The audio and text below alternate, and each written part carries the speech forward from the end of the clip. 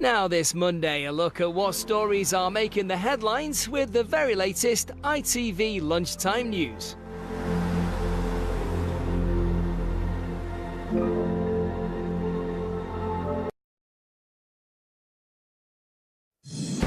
As firefighters battle yet another wildfire, it's expected that England's dry and hot conditions will push even more areas into drought. The wildfire in the New Forest was triggered by a van catching alight, but now parts of its ancient woodland are now thought to be destroyed, with fire crews calling the conditions challenging. This as the dry weather in England see reservoir supplies dropping. Also this lunchtime, a leader who abandoned their duty through deception. The footballing bodies of Europe, North America and Asia don't hold back, piling the pressure on FIFA and Gianni Infantino. And he was found by a dog called Meg on a beach in Wales. Now rare turtle Rossi is gearing up for the 5,000-mile flight back home.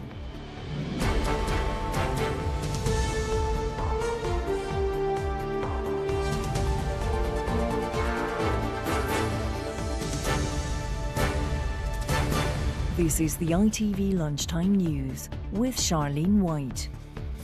Good afternoon. Yet more wildfires have been sparked in southern England as the perfect combination of hot and dry weather continues to exacerbate already difficult situations. Fire crews have been battling what's being called a devastating fire across internationally protected heathland in the New Forest since last night. It began after a van caught alight, with the flames quickly spreading. Drivers had to abandon their cars and flee to safety. Meanwhile, in Cambridgeshire, the Home Fen Nature Reserve is burning for a third consecutive day, with visitors told to stay away from the area. And in Nottinghamshire, the fire service declared a major incident yesterday as two large woodland fires put a strain on resources. All of this as more parts of England are due to fall into drought, with a fifth heat wave forecast this week and the chance of another rare red weather warning. Sangeeta Lal is in the New Forest for us this lunchtime. Matthew Hudson is in Cambridgeshire and Olivia Guthrie is at Ardingly Reservoir, where reserves are running lower than usual. I'm going to come to you first, Sangeeta. What's the situation like where you are? Well, we're about half a mile from where firefighters are still trying to get control of the blaze. It's why we can't get much closer. You might be able to make out a bit of that smoky haze in the background. You can certainly smell it. It makes your throat dry within a few seconds.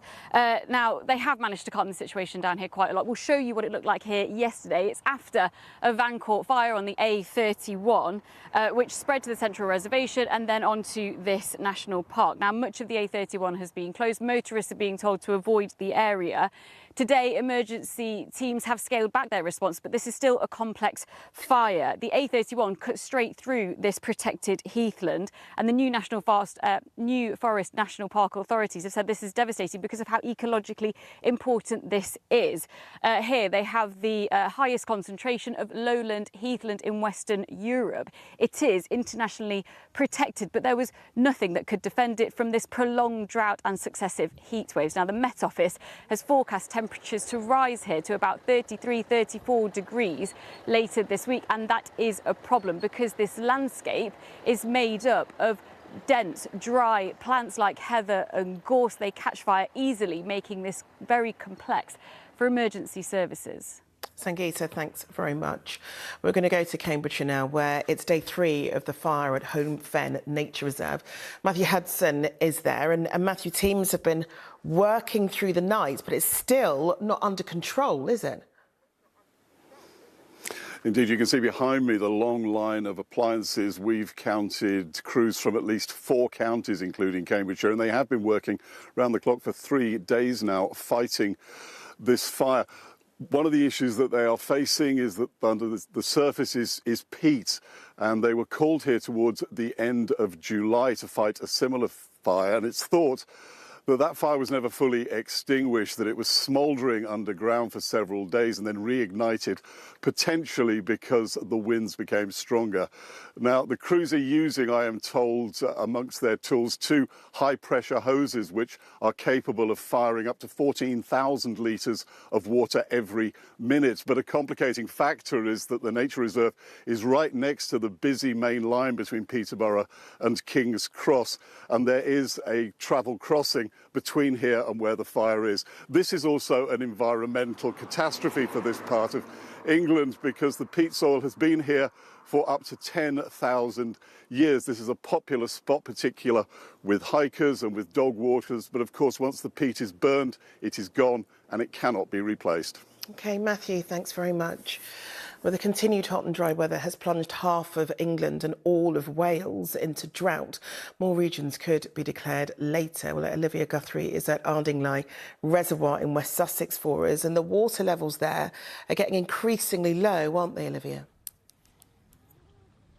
They are indeed, and you can probably see there are some paddleboarders who are enjoying what's left of the water here at Ardingly. But as you can see, I am on dry land, and I absolutely shouldn't be because these levels are extremely low. In fact, they are just 1% off joining those 5 reservoirs in the UK that the Environment Agency says are exceptionally low. In fact, almost all reservoirs in the UK, they say, are below normal levels. And that is, as you say, because we have had the driest July on record, with nearly 2 months of no meaningful rainfall in parts of the UK.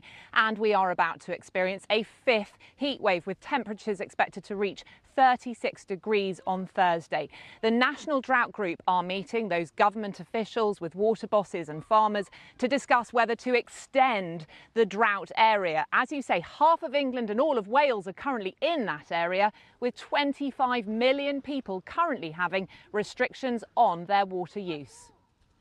I guess we reached national emergency when we start having actual water shortages. That sort of thing happened in 1976. Obviously now we're a lot more aware of the situation. Forecasting and so on is better. So hopefully we will not get into that situation. Most of the southeast now is under hosepipe bans and so on. And that's as much to make people aware to save water and to try and stop us getting into the situation where it's a real problem. Well, it's a very different story, Charlene, in Scotland, where they have had more than half a month's rainfall in just 2 days. But for the rest of the UK, there is little or no rainfall forecast. And the National Farmers Union are saying that water security is critical for food security. And they're now warning that if we don't have any change in this weather, there are going to be shortages in the supermarket. OK, Olivia, thanks very much. Right, still ahead, footballing bodies claim Gianni Infantino broke trust through deception. And Rusty the endangered turtle heads home to the Gulf of Mexico after 2 years in Wales. But first, a small boat has crossed the English Channel carrying 230 people, the largest ever recorded number to make the journey in a single vessel. The number breaks the previous record from last month, when 165 people successfully made the crossing. Well, Jasmine Kavan-Chaleshi is at Westminster for us this lunchtime. Jasmine, what more can you tell us about this? So this dinghy arrived in Dover in the early hours of this morning. It was carrying more than 200 people. As you say, this is a new record. Up until today, the highest number of people successfully transported on one of these boats was 165. Now, the government says that this is just illustrative of what they say is the reckless methods deployed by people smuggling gangs, with more and more people being crammed onto these boats.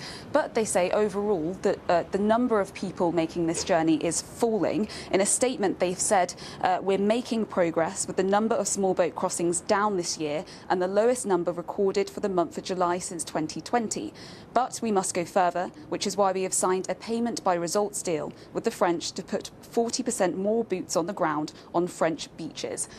Now, as well as this agreement with Paris, the government's announced other measures, for example, nearly doubling the number of National Crime Agency staff tasked with dealing with the issue of of small boats. But many opposition parties say this simply isn't enough. Speaking earlier today at a press conference, the leader of Reform UK, Nigel Farage, said that what's happening on the Channel is a national security emergency. The Conservatives have long called on the government to introduce a deterrent. Now, government officials say overall the numbers are moving in the right direction, but certainly today's figures, alongside the continued images we're seeing on the Channel, are a reminder of the scale of the political crisis that Burnham is facing over this. OK, Jasmine, thanks very much. Football federations for Europe, Asia and North America have issued a joint open letter suggesting FIFA President Gianni Infantino broke trust through deception over his World Cup sell-off plan. It accuses him of a failure of judgment. Well, Ellie Pitt is here to tell us more. And this is just the latest move to try and push Infantino into resigning, isn't it? Yeah, Charlene, this row has been rumbling on now for a good couple of weeks, and we knew that these three federations share the same desire that Infantino should resign. But this latest letter this morning is another show of strength and sign of their unity in terms of wanting him to go. The letter fundamentally says that they still have not forgiven him for that plan to sell off shares in FIFA competitions, including the World Cup, to private investors. They say that he has not acknowledged that that plan was inherently wrong. In the letter, they say leadership in football is not a possession. It is not about holding or demanding power to be held. It is a duty of service to the football family that entrusts it. When trust is broken through deception, when an individual places himself above that collective that entrusted him with that authority, that duty has been abandoned. The question is, how far will UEFA go to get rid of Infantino? They have threatened to boycott FIFA competitions. This is him on Friday in Colombia. They threatened to boycott competitions. The first test of that would be the Under-20s Women World Cup, where England's young Lionesses face Canada in less than a month.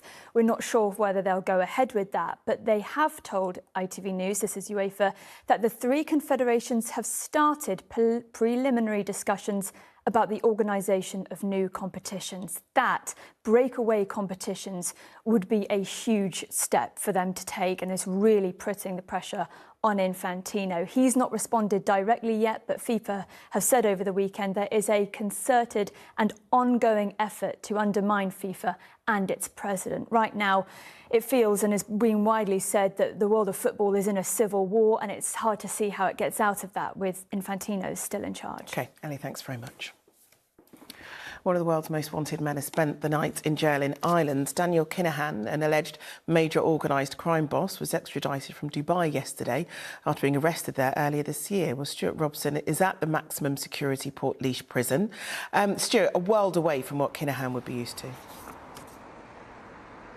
Yes, Charlene, after living the last number of years of his life in Dubai, what a different experience it would have been for Daniel Kinahan last night within the four walls of a prison cell here in Portlaoise. Now, the maximum security prison is around an hour and a half away from Dublin, where he was flown into last night on an Irish government jet in the early hours of yesterday evening. Now, he was flown from the United Arab Emirates after being arrested there back in April, following an arrest warrant being issued by courts here in the Republic of Ireland. Now, Kinahan, who is 49, attempted to appeal that extradition. That, of course, ultimately failed. Now, he was whisked away in view of members of the public who came last night to try and catch a glimpse of him shortly before he was taken to the Special Criminal Court in Dublin in a major security operation. There was actually reports at the end of July that the Irish Prison Service purchased a bomb and bulletproof vehicle prior to his arrival. Now, he was brought to court to face the charge of directing the activities of a criminal organisation, namely the Kinahan gang. That's something that his lawyer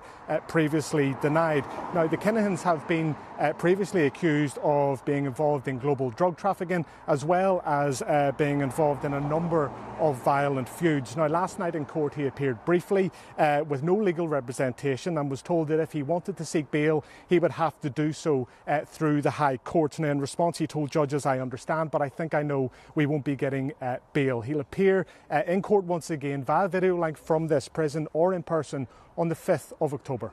OK, Stuart, thanks very much. More than 1 million people have been moved to safety in eastern China as Typhoon Dolphin made landfall. The storm is bringing heavy rain and strong winds of up to 93 miles per hour to the area, with nearly 1,000 flights cancelled in Shanghai alone.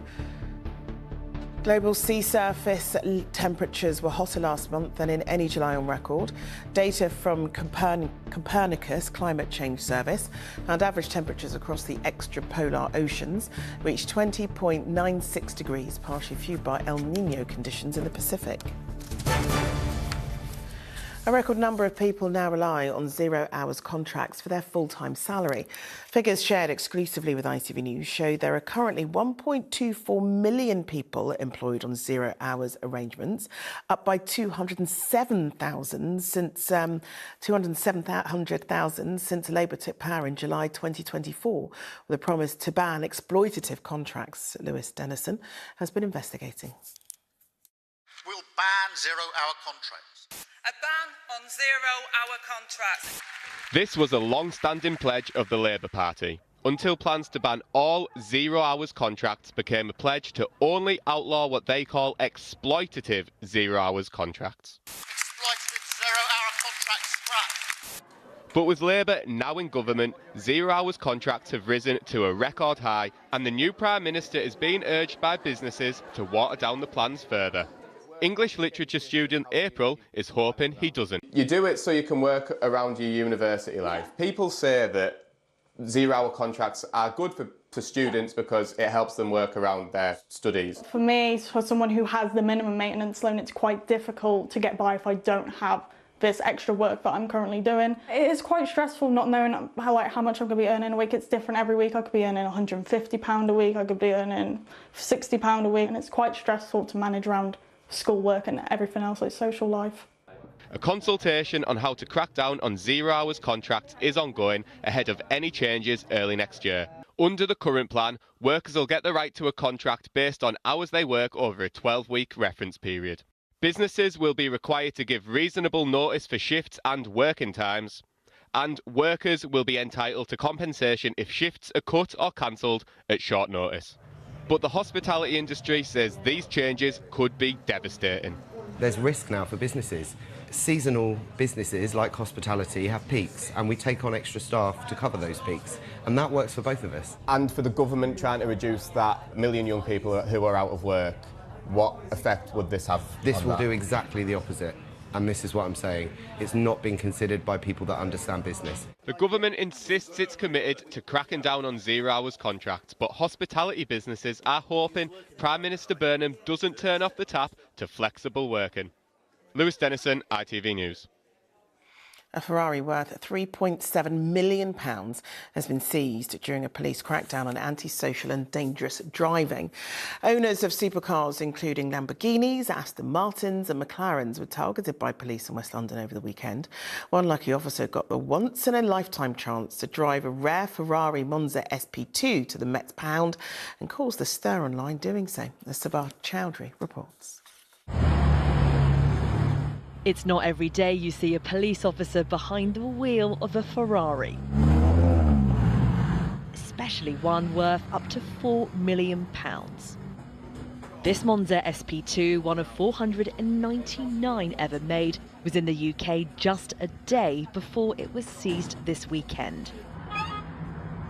It was caught in a crackdown on dangerous and uninsured drivers. It was taken alongside a fleet of supercars in central London, where officers seized 90 vehicles worth over £8 million. The biggest haul in the operation's 5-year history.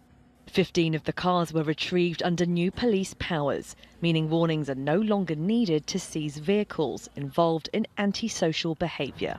This move sends a stark message to drivers. Whatever the badge on the bonnet, and no matter the cost of the car, the rules of the road still apply. Sabah Chowdhury, ITV News. A rare turtle that washed up on a Welsh beach is being flown 5,000 miles back home to the Gulf of Mexico. Rossi was found close to death in 2023 by a dog walker, but after some time recuperating at Anglesey Zoo, he's now ready for his epic journey home. Rosie Dowsing went to meet him just as his helicopter dropped him off in Buckinghamshire. This is Rossi the sea turtle. He's just completed his first leg of his 5,000-mile journey. He's landed in Buckinghamshire by helicopter and he's travelling to the Gulf of Mexico. He washed up late 2023 on the Welsh shores in Anglesey, and he's been cared for ever since by Anglesey Sea Zoo. Frankie's on the journey with him from the zoo. Frankie, this is an emotional journey, isn't it? It is a really emotional journey, yes. It's been a long time coming, and it's fantastic that this turtle is finally on his way back to freedom in the wild. And how are you making sure he survives this journey? So obviously he's getting a little bit lively now. The vibrations have stopped from the helicopter. Been a little bit chilled. He's starting to find his space in here in the crate. We've got Vaseline. So Vaseline is really important to prevent dehydration. KY jelly as well over his eyes and those parts of his nostrils. And he's grown considerably since he was found 2 years ago. Massively. He weighed just under a kilogram and he was about 25 centimetres long. As you can see now, so he's now about 77 centimetres long in body length, and he weighs over 20 kilos. How did he wash up on the shores of Anglesey? How do you think he got there? So what we have is this lovely warm Gulf Stream travelling up from the sort of mouth of the Gulf of Mexico, and it comes up across below the UK and down past Europe, and suddenly the water from the North Sea mixes and you get this wall of cold water that hits these little turtles, and they literally just get carried and dumped on the nearest shore. And of course that's southwestern Wales, so that's where we're finding these little turtles. Obviously after an awful lot of tender loving care, particularly critical in the first few weeks, he's now fit and healthy and ready to go back in the wild. You'll miss him? Hugely, but it's fantastic that he's finally going to have his freedom. Well, I bet he'll be glad to finally get home. He's just had a break here. He's about to be packaged up, driven to Heathrow, flown across the Atlantic to Houston in Texas, and then next week he will be released back into the wild on home surf in the Gulf of Mexico. Rosie Dowsing reporting there. Right, just before we go, there's a new Talking Royals episode out. This week we discuss royal wives past and present with author Catherine Mayer and ask, why is Kate such an enigma? There is a lot about her we don't know. She and William do not have anybody in their orbit who will go and talk to the press. Having said all of which, I have a feeling there isn't that much to know about them. I don't think of them as people who would have like a strong interior life with many opinions struggling to get out. And you can head to the Talking Royals YouTube channel to watch the latest episode by scanning the QR code on your screen now. That's it from us for now. Mary will be here with the evening news at 6:30. The news where you are is next. But from everyone on the Lunchtime team, have a wonderful afternoon. Bye-bye.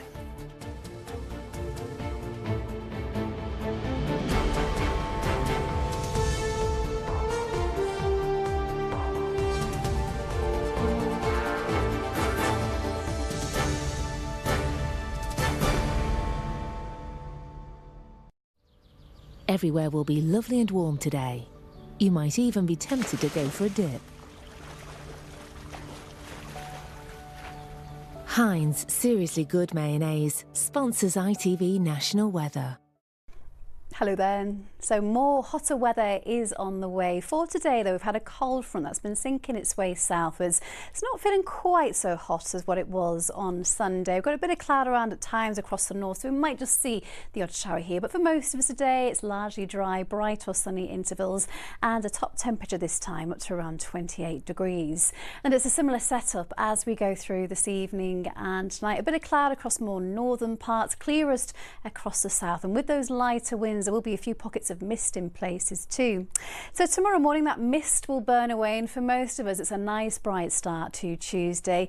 Again, a bit more cloud around at times across more northern areas, so we might just see the odd shower here, but for most of us throughout Tuesday it's dry, plenty of sunshine. It's going to be feeling very warm again. Highs there 28, possibly even 29 degrees in Cardiff, and it's going to get even warmer as we go through the coming days. Bye bye for now. Heinz Seriously Good Mayonnaise sponsors ITV National Weather.